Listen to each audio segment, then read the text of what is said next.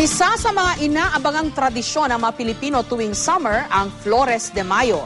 At sa pagdiriwang na ito, agaw pansin ang mga naggagandahang bulaklak na ibinibida sa mga parada. Alam niyo po bang bawat kulay ng bulaklak may ibig sabihin? Yan ang inalam ni Mariz Umali on assignment.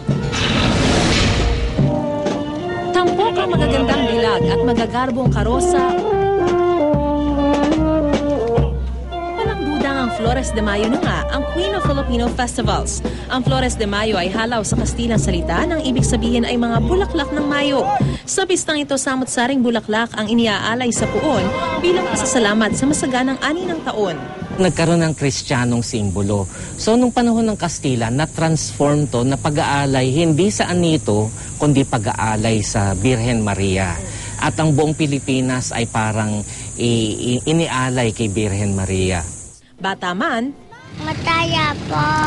Nakaka-excite po. dalagindi, Masaya ako kasi nagiging parte ako ng tradisyon ng Angono every year. at maging si Lola, Sa karangalan ko makasali sa pagdiriwang na tulad nito. Dahil sa isang matandang kaugalian ng ating bansa.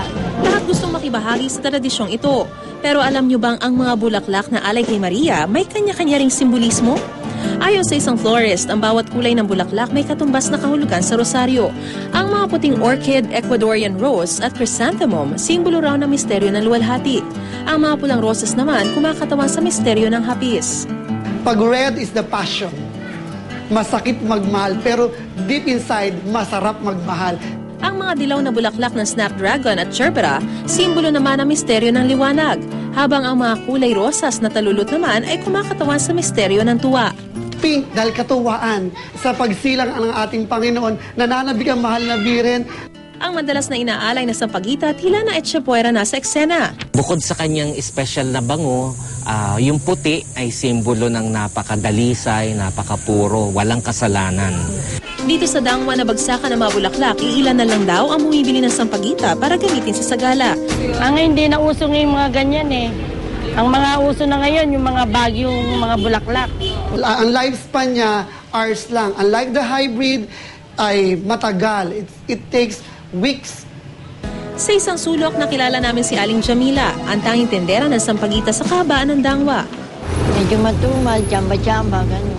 Napakababa na ng presyo. Hindi man ako nagtata.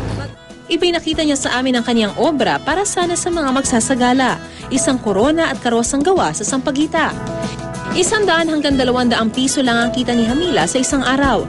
Maliit kumpara sa kita ng mga naglalakihang flower shop. Ngunit matumal man ang benta, di raw niya ipagpapalit ang sampagita sa ibang bulaklak. Kaya kailangan ng mga Pilipino yan. Lalo't pag may okasyon mga. Ang samot-saring kulay at uri ng mga bulaklak hindi lamang nagpapaganda at nagpapabango ng ating kapaligiran. Bahagi rin ng mga ito ng pagpapayabong ng ating kultura at mga tradisyon. Mariz Umali, GMA News.